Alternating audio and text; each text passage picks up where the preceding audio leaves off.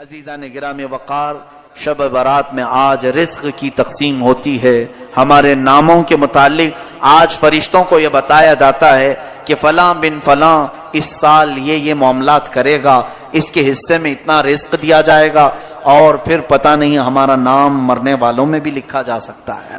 آج ہمارے سال کی ایک کتاب بند ہو گئی، یہ رب ذوالجلال کی بارگاہ میں پیش ہو گئی کہ پچھلے سال اس بندے نے یہ سارے کام کیے ہیں۔ آپ کو بھی معلوم ہے، مجھے بھی معلوم ہے میں نے کیا کیا کیے، آپ نے کیا کیا کیے۔ اب آج کی رات صرف یہ احساس بھی ہو کہ بارگاہ الہی میں میری کتاب پیش ہوئی ہے پچھلے سال کی، میں نے کیا کیا کیا تھا سب فرشتوں نے بتا دیا۔ ویسے رب کو بتانے کی ضرورت بھی نہیں، مگر مولا فرشتوں کو گواہ بناتا ہے، تم بھی بتاؤ کہ فلاں فلاں بندے نے کیا کیا کیا ہے۔ پچھلے سال کا سب انہوں نے پیش کر دیا۔ اب رب تبارک و تعالیٰ کا حکم نازل ہو رہا ہوگا کہ یہ بندہ جس نے پچھلے سال یہ تمام کام کیے، اب اگلے سال اس کے یہ معاملات ہیں، اس کے لیے اتنا رزق لکھو، اس کے لیے اتنی برکت لکھو، اور اس کو ذلیلوں میں لکھو، اس کو عزت والوں میں لکھو، اور اس کو زندہ رہنے والوں میں لکھو، اس کو بیمار لکھو، اور اس کے بعد اس کو مرنے والوں میں لکھو۔ یہ تمام معاملات آج رب ذوالجلال فرشتوں کو بتا رہا ہوگا۔ قدیر و جبار خدا کے فیصلے نازل ہوتے ہیں، اور فرشتے لے کر کل سے پھر ایکٹیو ہیں، وہ اپنی ڈیوٹی پر مامور ہیں۔ ہمیں یہ معلوم نہیں کہ ہمارا نام کن چیزوں میں لکھا گیا ہے۔ آج کی شب ہمیں برکت والوں میں نام ہمارا آیا ہے، بیماروں میں آیا ہے، یا پھر صحت مندوں میں آیا ہے، نیکیوں میں رہنے والوں میں ہمارا نام شامل کیا گیا ہے یا نہیں، ہم میں سے کسی کو اس بات کا علم نہیں۔ اور جب معلوم نہ ہو کر کے ہمارے اندر اکڑ اتنی ہے، ہم غرور اور تکبر کے ساتھ زمین پر ایسے چلتے ہیں جیسے لگتا ہے کہ جنت ہمارے لیے واجب ہو گئی، جنت تو ہماری ہی ہے۔ میرے عزیزو، خوف کرو بارگاہ رب العزت کے فیصلوں سے۔ قرآن عظیم میں رب تعالیٰ فرماتا ہے ان بطش ربک لشدید، بے شک تمہارے رب کی پکڑ بہت سخت ہے، اور اس کی پکڑ جب سخت ہوتی ہے تو سب سے بڑی پکڑ تو یہ ہے کہ وہ ایمان چھین لیتا ہے۔ جس سے وہ ایمان ختم کر دے اس کے لیے سب سے بڑا عذاب ہے اللہ کا۔ ایمان کی دولت کسی سے چلی گئی تو خدا کا سب سے بڑا عذاب اس پر آیا ہے، رب تبارک و تعالیٰ اسے ہمیشہ کے لیے دوزخ لکھ دیتا ہے۔ حدیث پاک میں ہے شب برات ہو کہ شب قدر ہو، یا پھر مرنے سے پہلے بھی ہو، مشرک اگر ہوا، کافر اگر ہوا، ایمان نکل گیا تو اس کی بخشش تو ہو ہی نہیں سکے گی، بلکہ قیامت کے دن ان کے متعلق فرمایا گیا، سنو جن کی کفر پر موت ہوئی، جو کافر مرے دنیا میں، قیامت کے دن حساب کتاب کے بعد دوزخ میں ڈالے جائیں گے۔ دوزخ میں ڈالنے کے بعد دوزخ کی ہولناکیاں جب انہیں نیچے طبقے میں لے جائیں گی، ہر طرح کے عذابات کا سامنا ہوگا، اتنے سخت عذاب۔ اللہ اکبر، دوزخ کا سب سے ہلکا عذاب کیا ہے؟ حدیث پاک میں حضور پاک صلی اللہ علیہ وسلم ارشاد فرماتے ہیں آگ کی جوتیاں پہنائی جائیں گی، انگار کے جوتے پہنائے جائیں گے، جس کی وجہ سے اس کا بھیجا پک کر کے ابل رہا ہوگا۔ یہ دوزخ کا ہلکا عذاب ہے، منیمم کسی کو اگر دیا جائے تو یہ ہلکا ہے۔ پھر جس کے لیے اللہ نے فرمایا عذاب علیم، عذاب عظیم، دردناک عذاب، بڑا عذاب، وہ مولا ہی جانتا ہے کہ کیسے کیسے عذاب دوزخ میں۔ سنو، جس کی کفر پر موت ہوئی دوزخ میں ڈالے جائیں گے۔ جو دوزخ کا دربان ہے، فرشتہ حضرت مالک رضی اللہ تعالی، حضرت مالک یہ فرشتے ہیں علیہ السلام، وہ دربانے دوزخ ہیں، دروازے پر ہوں گے، یا جتنے دوزخی ہیں چیختے رہیں گے، چیخ لگاتے ہیں، اتنا پکارتے ہیں کہ ہماری طرف توجہ کرو، ہماری طرف توجہ کرو۔ تو پھر ان کی پکار اتنی بلند ہوتی ہے کہ پورے دوزخ میں آوازیں دہلتی رہتی ہیں۔ اس کے بعد مالک دوزخ یعنی دربان دوزخ حضرت مالک ایک بار بھی ان کی طرف نہیں دیکھتے، حدیث پاک میں 1000 سال گزر جائیں گے، 1000 سال کے بعد دربان دوزخ ان کی طرف دیکھتے ہیں. کیا بات ہے, کیوں چلا رہے ہو تم لوگ؟ 1000 سال کے بعد تب اہل دوزخ کہتے ہیں اے مالک, اے دربان دوزخ, ہم رب ذوالجلال سے بات کرنا چاہتے ہیں, ہمارے معاملے میں کچھ سفارش کرو. رب تبارک و تعالیٰ سے ہم کچھ کلام کرنا چاہیں گے کہ وہ ہمیں یہاں سے نکالے. حضرت مالک کہتے ہیں ٹھیک ہے, تمہاری بات میں مولا تک پہنچا دوں گا, رب تعالیٰ تک پہنچا دوں گا. تو اس کے بعد حدیث پاک میں پھر 1000 سال گزر جاتے ہیں. حضرت مالک کی طرف سے کوئی جواب نہیں آیا. دوزخیوں کی طرف دوبارہ وہ توجہ کرتے ہیں, کیا بات ہے؟ تو دوزخیوں نے کہا کہ اے مالک, ہم رب سے بات کرنا چاہتے ہیں. حضرت مالک کہتے ہیں میری اب تک رسائی نہیں ہوئی, میں تمہارا عریضہ پیش کروں گا رب تعالیٰ کے, یہاں تک کہ تیسرا 1000 سال گزر جاتا ہے. یہ دوزخ میں جلتے رہیں گے, اسی طرح عذاب میں مبتلا رہیں گے. تیسرے 1000 سال کے بعد حضرت مالک ادھر دوزخ کی طرف توجہ کرتے ہیں اور فرماتے اے اہل دوزخ, بشارت ہو تمہارے لیے کہ رب تعالیٰ کی طرف سے یہ جواب آیا ہے, لا ينظر الیہم ولا یرحم علیہم, ان کی طرف نہ دیکھا جائے گا نہ ان کی طرف رحم کیا جائے گا. مولا نہ تم سے بات کرنا چاہتا ہے اور نہ تم پر رحم کرنا چاہتا ہے. اب بند کرو آواز. فرمایا گیا حدیث پاک میں مایوس ان کے چہرے لٹک جائیں گے. اہل دوزخ واپس پھر اپنے عذاب کی طرف آئیں گے, اس لیے کہ اب کوئی امید بھی باقی نہیں رہی. 3000 سال تو امید پر دوزخ میں جل رہے تھے کہ اب بات ہوگی رب تعالیٰ سے, اب کلام ہوگا, شاید وہ بہتوں کو معاف کر کے نکالا, ہمیں بھی نکالے گا. لیکن جواب یہ آیا کہ یہ سب اب جو موجود ہیں یہ کفر کی حالت میں مرے ہوئے ہیں, یہ شرک کی حالت میں مرے ہوئے ہیں. کافروں اور مشرکوں کے لیے رب فرماتا ہے نہ ان کی طرف دیکھا جائے گا نہ رحم کیا جائے گا.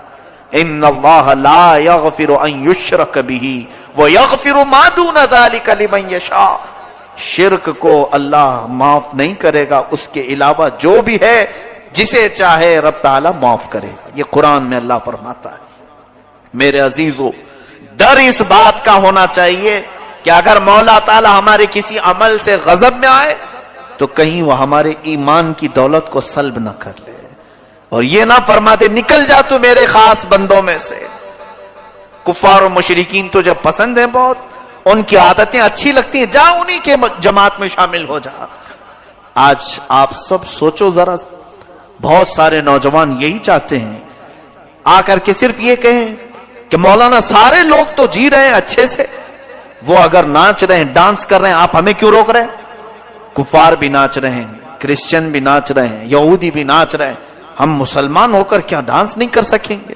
ٹھیک ہے, تمہارا سوال یہ, دنیا میں سارے لوگوں کو شراب پیتے ہوئے دیکھا, ہم آپ کو منع کر رہے ہیں تو برا لگا. یہ دنیا کا فیشن ہے, آپ نہیں سمجھ سکو کہ آپ پرانے لوگوں میں سے ہیں. ہم نئے زمانے میں زندگی گزارنا چاہتے ہیں, ہم کچھ ماڈرن بننا چاہتے ہیں. فلمی ایکٹروں کو دیکھ کر ان کی طور طریقے کو اپناتے ہوئے نکل پڑے اور پھر یہ سمجھا کہ ہم ایک نئے راستے پر چل رہے ہیں. سنو, ٹھیک ہے, جس کا راستہ چاہے اپنا لو, جس کا راستہ, کیونکہ تمہارے لیے نہ میں چھڑی لے کر کے بیٹھا ہوں, نہ اللہ کا کوئی فرشتہ تمہاری گردن جھکا کر تمہیں عبادت کرنے کے لیے آئے گا, بلکہ رب تعالیٰ دنیا میں تمہیں آزاد رکھا ہے, تمہیں جو مرضی میں آئے کرو, جو اچھا لگے کرو. قیامت کے دن پھر تیار رہنا اپنے اعمال کا جواب لینے کے لیے. قیامت کے دن ہر ایک کے حساب کتاب کے لیے تم خود ذمہ دار ہوں گے.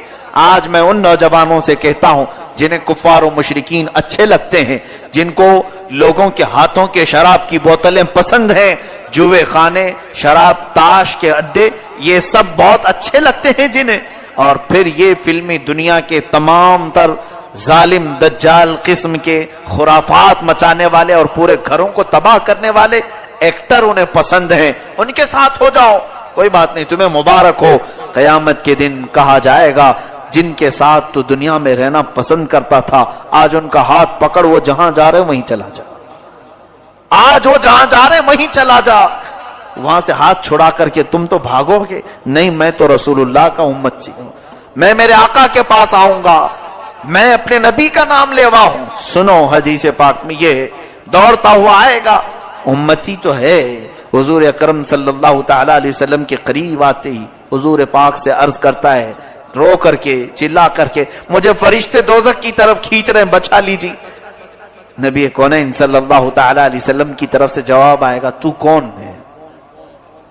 بلکہ اس آقا کی عادت مبارکہ یہ ہے، فرماتے ہیں میں بھرے مجمع میں بھی اپنی امتیوں کو پہچان لوں گا، کروڑوں کی تعداد میں پوری امتیں وہاں ہوں گی، مگر اپنی امت کو میں ضرور پہچانوں گا ہزاروں کی لاکھوں کی بھیڑ میں بھی۔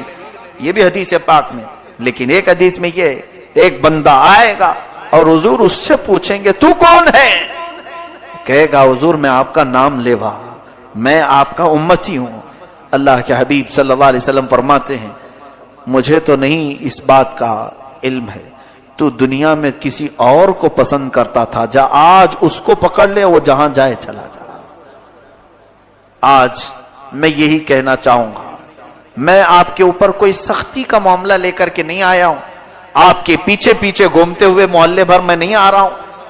میں آپ کو تو یہاں سے ایک میسج دینا چاہوں گا، تمہیں جو چیزیں اچھی لگیں کرو، لیکن قیامت کا منظر یاد رہے، میدان قیامت یاد رہے، بس اتنے کام کرو کہ رسول اللہ کی بارگاہ میں منہ دکھانے کی ہمارے اندر نوبت یعنی کیفیت باقی رہ جائے، حضور کو منہ دکھا سکیں، عرض تو کر سکیں کہ آقا نفس کی شرارتوں سے بہک تو گیا تھا لیکن محبت دل میں آپ کی رکھتا تھا، حضور آپ کی سنتوں پر مر مٹنے کا جذبہ تھا، شرارت نفس نے مجھے بہکایا ضرور تھا۔ اے میرے عزیز و غلاموں، ان کو چھوڑ کر نہ ہماری دنیا ہے، اس رسول کو چھوڑ کر نہ ہماری قبر ہے، اس نبی کو چھوڑ کر نہ ہماری حشر ہے، کچھ بھی نہیں ہے۔ رسول کریم صلی اللہ تعالی علیہ وسلم سے دور ہو کر ہماری کون سی زندگی ہے؟ آج کی رات اگر یہ احساس نہیں جاگا تو پھر بیکار ہے ایسی ہزار راتیں ہیں، پھر بیکار ہے ایسی زندگی بھر بار بار آنے والی راتیں ہیں۔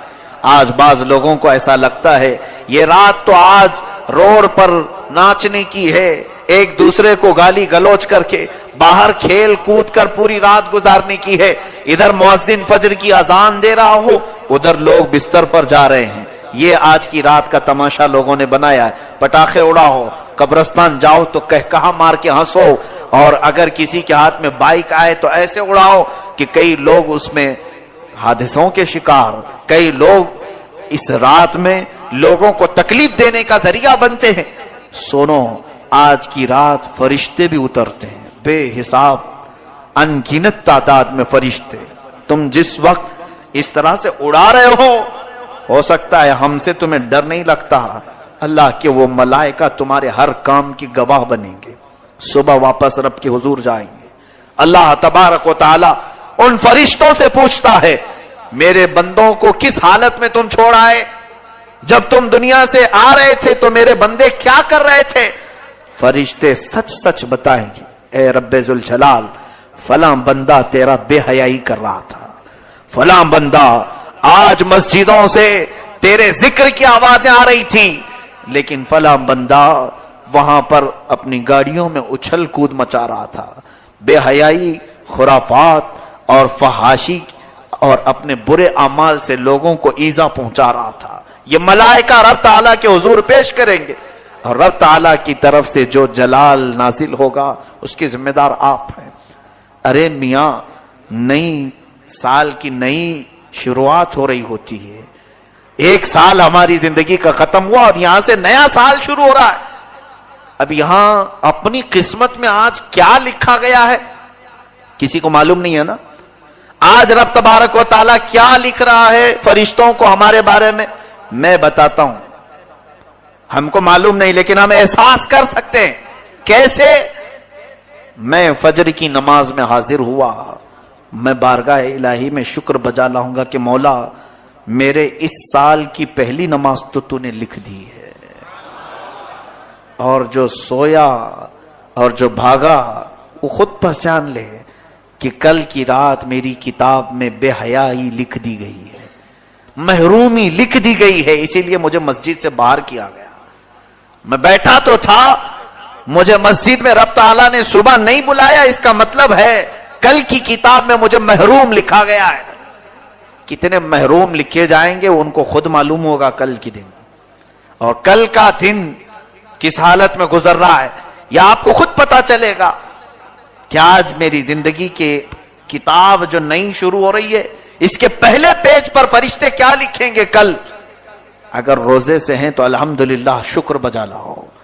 اے رب قدیر تیرا احسان ہے، میرے اس نئے سال کے پہلے دن تو نے روزہ لکھ دیا ہے، روزہ لکھا ہے. اور جس نے کل کا دن گانے سننے میں گزارے، بے حیائی دیکھنے میں گزارے، بہت سارے لوگ تو پلان بناتے ہیں ان دنوں میں سینما جانے کا. عیدوں تہواروں کو لوگ سمجھتے ہیں کہ یہ سینما بھی نہیں کرنا چاہیے. ان کے لیے بھی یہ بات سمجھ لو کہ یہ وہ لوگ ہیں جن کو آج کی رات رب تبارک و تعالیٰ اپنی رحمت سے دور کر دیا ہے. فرشتوں کو حکم دے دیا گیا کہ ان کے نام بدبختوں میں لکھے جائیں، حرما نصیبوں میں لکھے جائیں، کمبختوں میں لکھے جائیں. جنہوں نے کل کا دن گزارا انہیں خود پتا چل جائے گا کہ آج کی رات ہمارے بارے میں کیا لکھا جا رہا ہے. اور کل جو اچھے سے دن گزار لیا، میں باقی پورے سال کی بات تو نہیں کرتا، لیکن سال کی شروعات جس کی اچھی ہوئی، رب کی ذات سے امید ہے کہ سال پورا اچھا گزرے گا. ہماری کتاب کی شروعات پہلا پیج اگر اچھا لکھا گیا، میرے رب کی ذات سے یقین ہے کہ آگے کے صفحے بھی اچھے ہی لکھے جائیں گے. اور جس کا پہلا پنہ بگڑ گیا ہے، ہوتا اسی ہے. کتاب میرے سامنے لا کر پیش کر دی گئی، ایک بھری کتاب کھولا میں نے، اس کے پہلے پیج پر گالیاں لکھی گئی، بند کر دیا. یہ کون بدبخت مجھے کتاب دے دیا، کس چیز کی ہے، میں آگے کیوں پلٹوں، پہلے پیج پر اتنی غلاظت لکھی ہے. اے رب قدیر کے حضور مغفرت طلب کرنے والوں، آج رب تبارک و تعالیٰ سے اتنی طلب کر لو کہ ہماری نئی کتاب کا پہلا پنہ نیکیوں سے بھر جائے، نیکیوں سے بھر جائے. اس کے لیے آپ کو عملی میدان میں بھی آنے کی ضرورت ہے. یہ رہی بات ہمیں خوف کی، احساس کی. اب رزق کی تقسیم ہو رہی ہے. پورا سال کچھ لوگ بے برکتی کی شکایت کرتے رہے، ہماری روزی بند ہے، دکان بند ہے، تجارت بند ہے. ایک بات یاد رکھو، جتنا تمہارے مقدر میں لکھا جائے گا اتنا مل کے رہے گا. چاہے تم 1000 لوگوں کو بولو یا 1 کو بولو یا 70 کو بولو، جتنا ملنا ہے وہ آج بٹ گیا، تو کیوں دوسروں کو بول کر مطلب ہے؟ آپ کو ایسا لگتا ہے 4 لوگوں کو بولوں گا تو میرا رزق بڑھ جائے گا؟ آج جو دکان بند پڑی ہے یا کم دھندا ہو رہا ہے، میں اور 5-6 لوگوں کو بولوں تو کچھ اور بڑھ جائے گی. تمہارے حصے میں جو لکھا گیا آج کی رات وہ اگلے سال تک تمہیں مل کر رہے گا. لو لگاؤ اور اس رب ذوالجلال کی طرف، ملے تو اس کا شکر ہے، نہ ملے تو اس کے دربار میں دعا ہے. لوگوں سے ہمیں کچھ بھی نہیں ہوگا. ما یفتح اللہ للناس من رحمت فلا ممسک لہ وما یمسک فلا مرسل لہ من بعد. اللہ فرماتا ہے اللہ نے جن انسانوں کے لیے اپنی رحمت کے دروازے کھول دیے اسے کوئی بند نہیں کر سکتا. وما یمسک فلا مرسل لہ. اللہ فرماتا ہے اور جس کے لیے رب نے بند کر دیا کوئی نہیں کھولے گا. چاہے کوئی بابا ہو، کوئی کسی طرح کا عامل ہو، کسی کی بند روزی کو اگر رب نے بند کر دیا تو کوئی نہیں کھولے گا. یہ یقین رکھ کر کے چلو، ہمارے حصے میں آج جو رزق بٹ رہا ہے وہ ہمیں اتنا مل کر رہے گا. لوگوں سے شکایت